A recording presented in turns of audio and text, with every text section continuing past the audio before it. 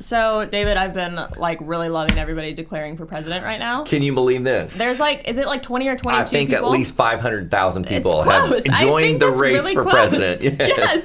I can't believe how many people they are, but I love every morning waking up to be somebody else has declared Someone president. else has just jumped into the ring. Joe finally jumped in. He did, right? Yes, Joe Biden, that is. Are you on a first name basis with them? With all of them. Oh, with all of them, yes. Calling them You're by their just first- like that really with these close, guys. yes. I didn't realize you were so into politics. Yeah, I do love politics. I do. That's so great. And I heard somebody is running against President Trump as well. Yeah, there's one guy so far. Yeah, so we'll see look if at some that. more come in Maybe, there. who knows? Time will tell. Yeah. I don't know if a president has ever lost, a sitting president has lost to going into the primary. This is how much I don't know about politics. I couldn't tell you. I But know. I would think that would be the case, that Right? somebody has lost. You think somebody has? Yes, we'll their have to own? look that up. Yeah, we will. Maybe somebody can tell us in the comments below. I know. Yeah. Anyway. I guess it exposes our lack of real knowledge about politics. True. Except for the first name basis that you are with everybody. Yes, Yeah, I so. love reading anybody's book, female previous president, Hold it. first Did you ladies. just say female only? I was Is gonna, that what that's where you were going? I was going to try to say first ladies, and it wasn't coming to my head. Okay, I gotcha.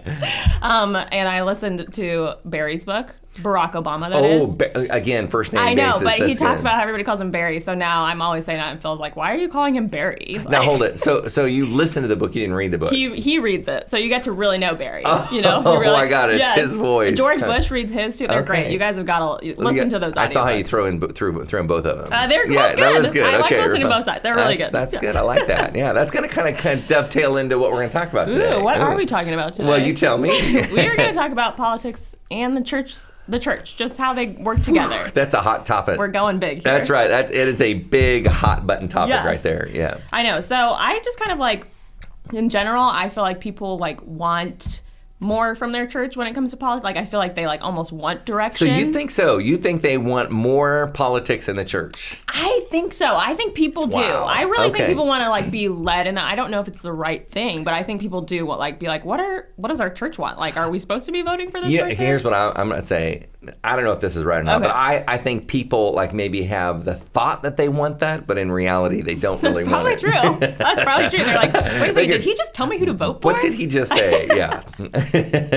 I know, that's true. That could be, yeah. Yeah. I don't know. I kind of feel like it Anyway, could be, go on with your thought okay. on So that. I think Okay. it could be interesting. I think it okay, say that there's a candidate who is super morally opaque or dark or something okay. Opaque. That's such a great word. Well, I love thank that. you. Yes. Should Clouded in mystery. yes. So okay. Should your pastor be hey, we don't want to vote for this. We do not want this person in office. This guy is not good. Or yes, girl. just morally. right. You're not really, I don't know if that's saying, if that's saying their politics necessarily, but maybe saying hey, this person seems real shady. So beware. Yes. I don't know. Do you think that a pastor could say that? I guess it's kind of a bigger question, from a theological perspective, when we think about how sovereign God is. Okay. And what the role of the church is when it comes to politics. Yeah. And what our main role should be. I know I'm sidestepping your question just a little bit, but I think it's an important discussion. Yeah. Because at the end of the day, I think we as believers have to believe that God's in control and that he's kind of involved in setting up people in positions of power. That's interesting. So if God is in the business of setting up people in power, and he does have control in some kind of sense, then you can have people I think about some of the Roman Caesars that were in power. I know. Who were pretty wicked people. Yes. Right? I'm I don't know if I like that thought. That Right. got the leadership. I mean, you liked it. I don't know. It's good in a way, but if you think of really bad leaders, you think God put those leaders there? Right, exactly. Well, and we're not even just Roman Caesars. Think about Nebuchadnezzar. Okay. Who was used by God.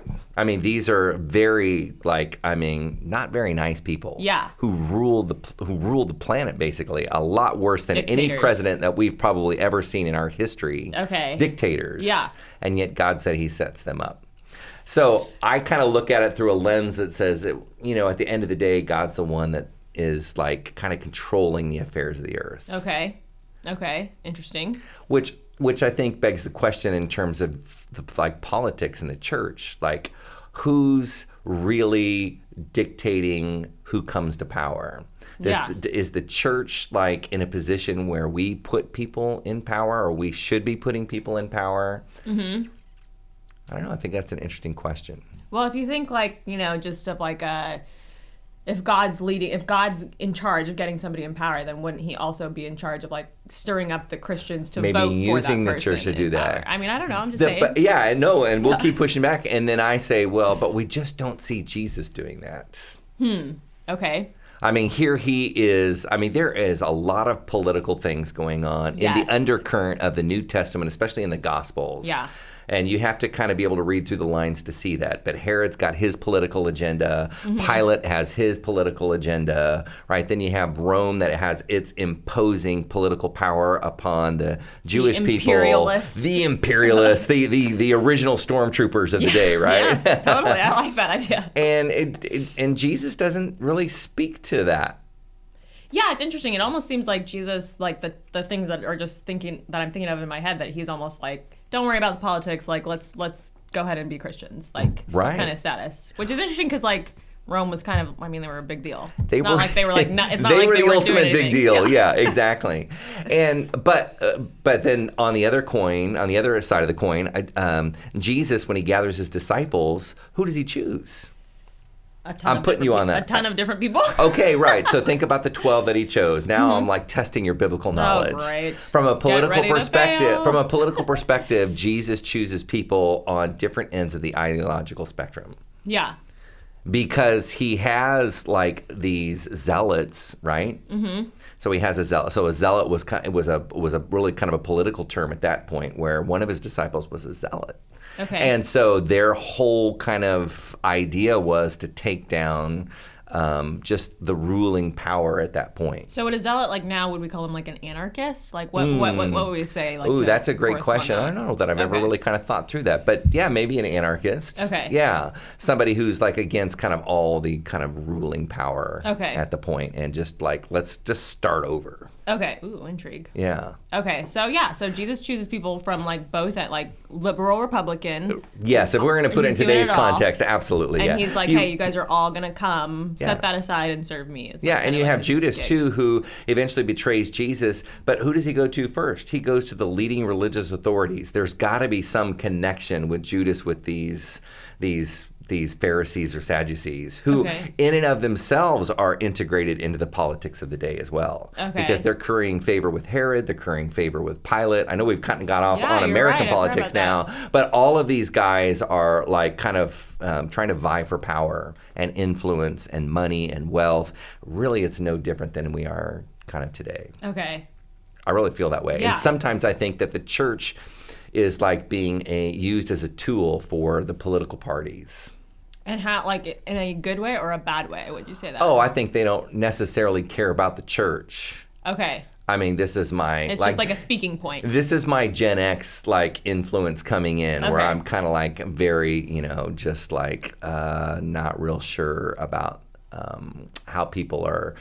Like what they say is what they really mean. Yeah. In other words, do they live it out? Yeah. Well, no, I would say like this. Like sometimes I think politics, they want to use the church because the church is a particular voting block, and so they don't really care about the church, but they just want to say whatever the church wants to hear in order for them to get voted into power. Totally. Does that make sense? Yeah. And if we're not careful as Christians or believers, or even as the church, we get used by political powers because of the voting block that we have. Yeah. So they'll throw some hot button issue like, you got to vote for us because if you don't vote for us, then XYZ won't happen. Yeah.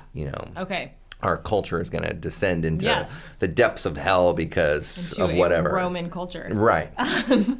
So then would you say if that's the case, do you think that there is a responsibility for the church to inform the populace of being like, hey, FYI, like these people maybe don't seem as legit, or I don't know, or anything like that. Do you know what I mean? Right. I think your greater question is, should Christians be involved in politics themselves? Yeah. Like, do they have a responsibility to speak into that world? Yeah. I think if it's just I'm saying if it's just such a huge part of the culture, especially with 2020 election coming, everything, do you think that, maybe almost like a mentorship from the church of, opinions flickering down. There you go again. Down. You're trying to go back to the church and what the church should say. Yes. And I'm not saying big C church. I'm saying like Crosspoint. Do you think local Crosspoints? Church? Your local church should tell you like, hey, So what if this is a what if, and I want to Yes. make sure our listeners hear this because I'm going to make a statement, but I'm just going to say, what if I, as the pastor, the lead pastor, got up from the pulpit and I said, I want you to vote for President Donald Trump,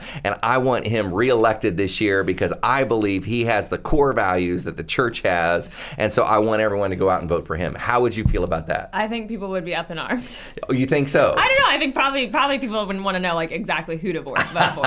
Okay. I guess I'm more interested in like But who I think, not to but vote hold for. it. But see, there's a line there. But I think that's in some sense, I think that's what people kind of want. Like they want to hear that I'm going to communicate, or any pastor whatsoever is going to communicate the person that they want in office. Yes. Okay. Does that make sense? That makes sense. Yeah. They wanted the validation to like the know. validation. Okay. Yes. Yeah. That makes sense. And so to me, it's like, okay, if I were to lay it out, I would say that the church should be totally independent of politics. Mm-hmm. Okay? But it doesn't mean that we don't engage in the conversation of what's going on in our community. Okay.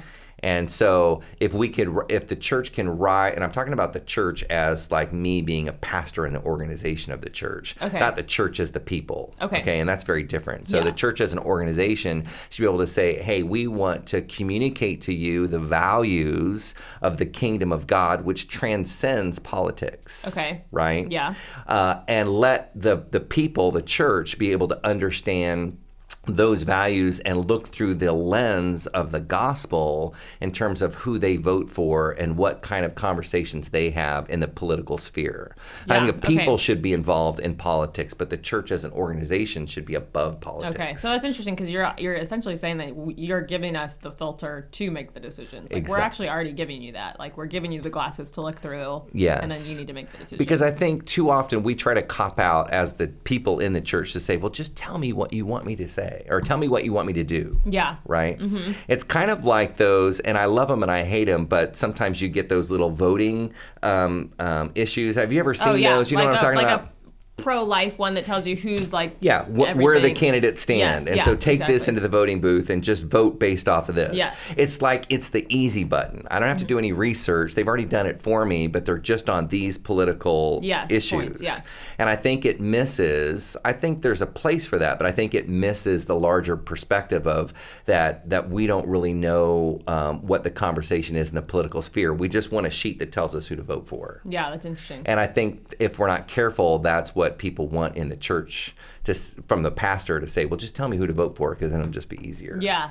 But then I think if I told them what I thought that I wanted them to vote for, they wouldn't like it anyways, and they would all leave, right? Which leads to another point is that the people sitting in the church are, in my estimation, from my perspective of conversations that I've had, they are, we've got Republicans and Democrats and independents in the church, and the person you're sitting next to probably isn't of your political persuasion. Yeah, I love that. Right. Intriguing thought. Yeah. I love that. Yeah. I'll never forget, I spent time in Boston in seminary, and I'm in a small kind of church plant, and there's like 50 of us in the church, and it's a great thing, and man, they had a political conversation.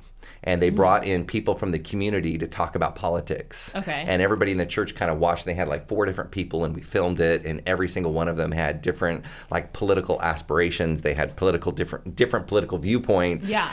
And the church kind of exploded a little bit because everybody had different thoughts about what real Christianity meant in terms of living out your political life. Ew.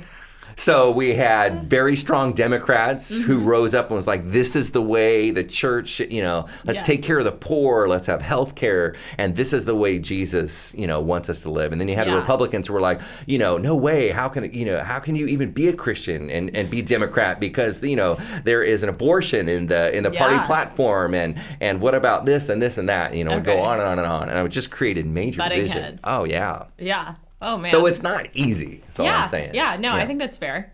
Yeah. Yeah. But I guess my point to you would be like, if we can give you the lens through which to look at all of these hot button issues, then it allows you to be informed as a believer in order to make the decision yourself. Yeah. No, I like that idea. Probably not what you're looking for. I know, yeah, but I also appreciate that. I also can kind of see that the tools are like, we have the tools there. Right. I think it's intriguing to me, the thought of like, hey, like maybe they could, help avoid or help put everything in a specific lane. Okay. Or something of like, hey, like these people are actually awful, but all these people are like pretty good. So any of these would be good, But it's probably not a good idea. My cynical side Yeah. is that a lot of the politicians that we have, especially kind of on a national level, man, I think you could find faults in all of them. True. Right? Yeah. And so then what's the line of what is good and what is not? Yeah.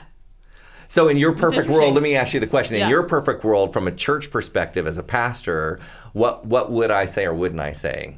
Oh boy! Wow, hot seat. Let me throw that at you. Well, I think I don't know if this is okay. I'm It's not okay. thinking this through. I'm not thinking this through. That's okay. Off the cuff. In my perfect world, there would be we might have local Shawnee politicians in, and the congregation could ask them questions and learn what they're about, and then they can make like an informed decision. But like the church is almost like hosting a what's that called? Like a town hall? Yeah, or like a town like hall. Okay. But it'd be like almost like we could ask more Christian-based questions or anything to kind of make a decision on that. I don't know. So would you keep it to just local politics, or would you say, hey, let's bring in other guys as well? If they would be open to coming, obviously. I would bring in anybody nationally too if they would come. Okay, but I mean, I think we can get Joe Biden to come. I mean, you're on first name basis with these guys. Joe, call me Joe. I'll get you set up at Crosspoints. That's great. That's awesome. Yeah, I don't know. Okay. It could be, but I do really appreciate your point of view, and I feel like that's kind of marinating in me right now. Okay, just thinking like, okay, well, yeah, we do have the tools. Like I need to think about that more as I kind of go forward. That's good. But I'm into politics, so what can I say? Yeah. Okay, well, let's go ahead and move into our Q&A. Okay, great. Let's do it. And I'm interested, the question of the day is, what's the most recent show that you've binge watched? You've mentioned that you've binge watched sometimes. Oh, yeah. Okay, so I binge watched The Man in the High Castle. On Amazon. Have you ever watched that show? It, no. Okay. That's political, though, isn't it? It is a little bit political because the idea of The Man in the High Castle is what would have happened had Hitler won World War II. Oh, my goodness. And all the ramifications of that. Yes. And just the idea of the politics of Germany and then the United States and people making these decisions because Hitler's in power and the people that rebel against that. I mean, it is a crazy show. Like historical fiction at its best. It's crazy, yeah. And obviously it's intended for mature audiences. I mean, there's some... just some fighting scenes and that kind of stuff. But it's, again, the thought of what would have happened is very intriguing. Ooh, yeah, so I should watch that show thought it was kind of fun. It's based off of a book. I haven't read the book. You're a big book blogger. I haven't read the book Maybe either. you should read that and comment on that. My list. Yeah, exactly. Cool. So it's kind of a fun show. That's awesome. Yeah. Well, I also want to remind people to send in questions for you for our Q&A. Please do. Yeah. You can send it in an email at podcast. I say this a lot and it didn't go into my head. You got it. Yes.